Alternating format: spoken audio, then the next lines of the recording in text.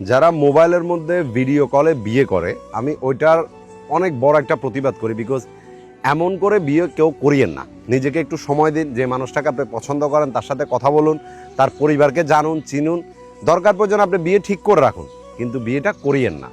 আর যদি আপনি করেও থাকেন, ওইরকম ক্ষেত্রে কী হয় জানেন, শতকরা 80% মানুষ অনেক কষ্টে আছে, শতকরা 20% মানুষ যারা সফলতা পাইছে।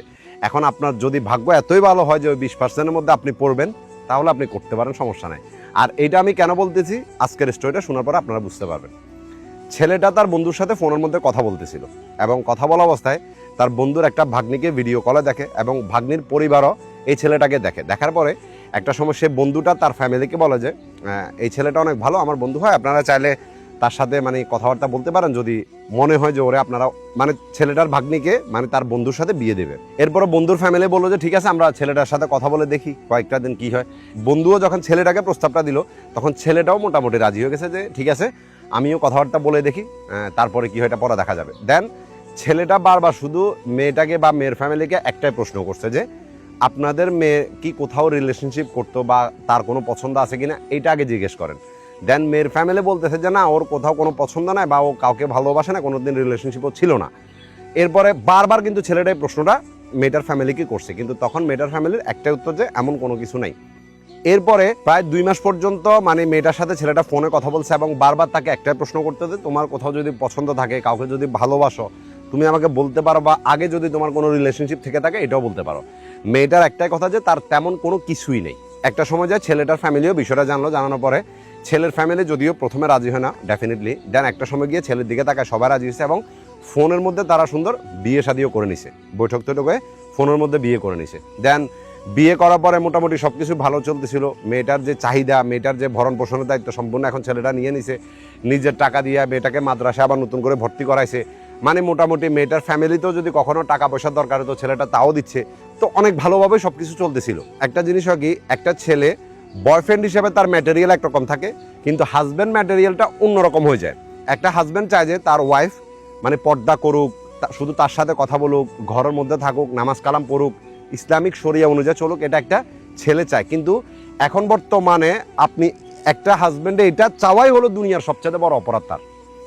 এবং শুধু এইটার জন্য যে কত হাজার হাজার সংসার ভেঙে যাচ্ছে আপনি এটা কল্পনা করতে পারবেন না, শুধু এই চাওয়াটার কারণে। বিকজ মেয়েদের কাছে মনে হয় যে তাদেরকে আপনি কোথাও যাইতে না করছেন, এবং তারা যদি ওইভাবে চলাফেরা করে যেটা হাজব্যান্ডের পছন্দ হইতেছে না, তো তখন মেয়েরা মনে করে যে তাদেরকে আপনারা তাদের স্বাধীনতা নিয়ে কথা বলতেছেন, এবং তাদের স্বাধীনতা বন্ধ করে দিচ্ছেন, তাদেরকে সব জায়গায় শুধু মানা করতেছেন। এরপরে মেয়েরা কি করে, নর্মালি ডিভোর্সের কথা বলে দিবে, তোমার সাথে থাকবো না, এক্সেট্রা এক্সেট্রা, এগুলো বলা শুরু করে দেয়, যেটা এখন অনেক ফ্যামিলিতে হইতেছে, এটা আমি জানি। তো এখন এদের রিলেশনশিপে কি হলো, মোটামুটি কয়েকটা মাস যাওয়ার পরে মানে দেখতেছে যে মেয়েটার অনেকগুলো ফেসবুক আইডি বলেন, বিভিন্ন সোশ্যাল মিডিয়াতে আইডি আছে, এবং ছেলেটা দেখতেছে যে মেয়েটা অনেকগুলো ছেলের সাথে কথা বলে। এগুলা নিয়ে মেয়েটাকে না করা হয়েছে, মেয়েটা বলছে আর করবে না। সেম থিং, কিছুদিন পরে আবার সেম জিনিস, আবার সেমভাবে করতেছে। এভাবে মোটামুটি চলতে থাকে। ছেলেটার মাথার মধ্যে ছিল যে একটা সময় গিয়ে সব কিছু ঠিক হয়ে যাবে। সে আশা নিয়ে বসেছিল যে সে আমাকে ভালোবেসে হলেও আমার অপছন্দের কাজগুলো সে করবে না, এবং এমন সময় আসবে। বিকজ সে যখন যা চাচ্ছে, যেটা বলতেছে, আমার সামর্থ্য অনুযায়ী আমি সম্পূর্ণ মেটানোর চেষ্টা করতেছি, কিন্তু এভাবেই তাদের মধ্যে ঝগড়াঝাটি চলতে থাকে। তো এর মধ্যে ছেলেটা কি করছিল, যখন মেয়েটার দিক থেকে এরকম টর্চার পাইতেছিল, কোনো রকমভাবে মেয়েটাকে নিজের কথাটা বুঝাইতে পারতেছিল না, বা তাদের মধ্যে ঝগড়াঝাটি হইতেছিল, ছেলেটা কি করছে, মানে নিজে নিজে খাইছে বিদেশে। তা ওইটা খাওয়ার পরে তাকে হসপিটালে নিয়ে যাওয়া হয়, এবং আল্লাহর রহমতে সে ওখান থেকে বেঁচে যায়। এমনও পরিস্থিতি হয়েছে যে সে নিজের রুমের মধ্যে মানে নিজেকে শেষ করে দেবে চিন্তা করছে, কিন্তু তার একটা বন্ধু তাকে বাঁচায় ফেলছে। আর এই সমস্ত বিষয়গুলো যখন মেয়েটাকে বলতো, মেয়েটা বলতো যে তুমি নাটক করতেছো আমার সাথে, এগুলা এমন, আসলে তুমি কিছুই করতেছো না। আর এটা মেয়েটা বলতো ছেলেটাকে। তো ছেলেটা আসলে বুঝতেছে না যে মেয়েটাকে ঠিক কি করে করবে। মেয়েটার ফ্যামিলিকে যখন ছেলেটা বিচার দিত, তখন মেয়েটার ফ্যামিলি বললো যে ঠিক হয়ে যাবে, সমস্যা নাই, যখন তোমরা একসাথে থাকা শুরু করবে তখন ঠিক হয়ে যাবে। বন্ধুকে বললো, বন্ধু সেম কথা বলতো। এভাবে একদিন মেয়েটার মধ্যে মানে পরিবর্তন দেখে ছেলেটা। দেখতেছে যে কিছু কয়েকটা দিন ছেলেটার সাথে অনেক সুন্দর করে কথা বলতেছে। ছেলেটা তো ভাবলো যে যাক, আল্লাহ হয়তো আমার দিকে তাকাছে, তার ভিতরে পরিবর্তন দেখা যাচ্ছে।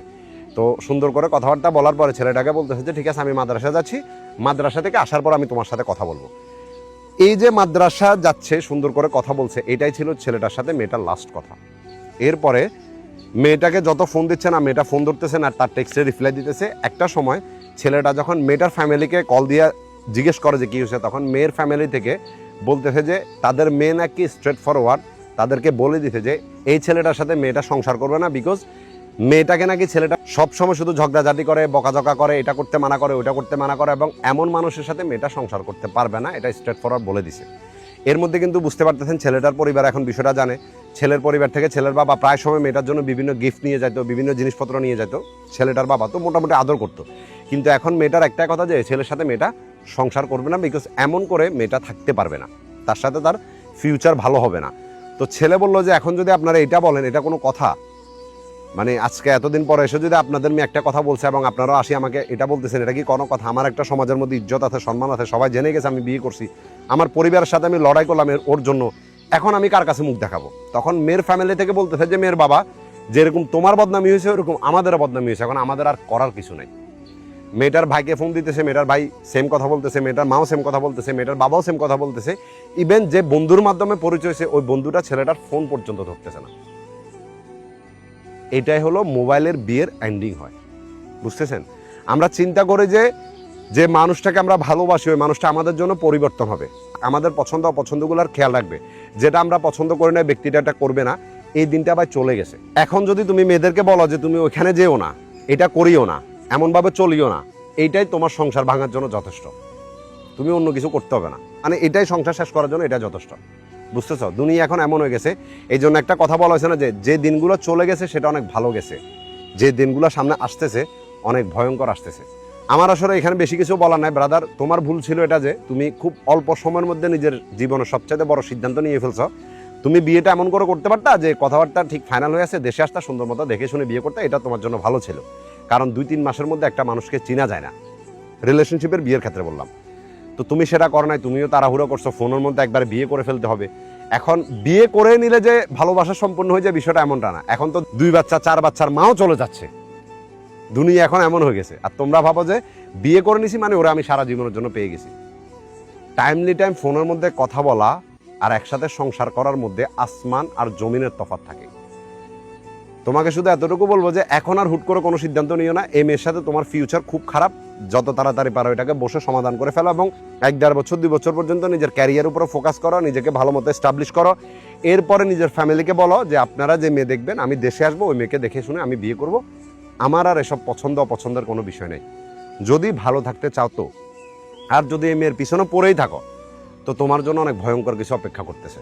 আমি তোমার জন্য দোয়া করি যে এই কষ্টটা যাতে তুমি কেটে উঠতে পারো এবং ইন ফিউচার যাতে ভালো সিদ্ধান্ত নিতে আল্লাহ পাক তোমাকে সাহায্য করে। আজকের গল্পের ছেলেটার নাম হলো এমডি হাসান এবং মেয়েটার নাম হলো সামিয়া। অবশ্যই আপনারা সবাই ছেলেটার জন্য দোয়া করবেন এবং মেয়েটার চোখের মধ্যে এখন রঙিন পর্দা পড়ে আছে। সে দুনিয়ার বাস্তবতা তো সবার বুঝতে পারবে না। যখন এই দুনিয়াটা তার সাদা কালো চোখ দিয়ে দেখবে তখন দেখবে যে আসলে বাস্তবতা আর রঙিনতা কতটা তফাৎ থাকে, আর তখন বুঝেও আসলে লাভ হবে না। বুঝতেছ? বাস ভালো থাকবা।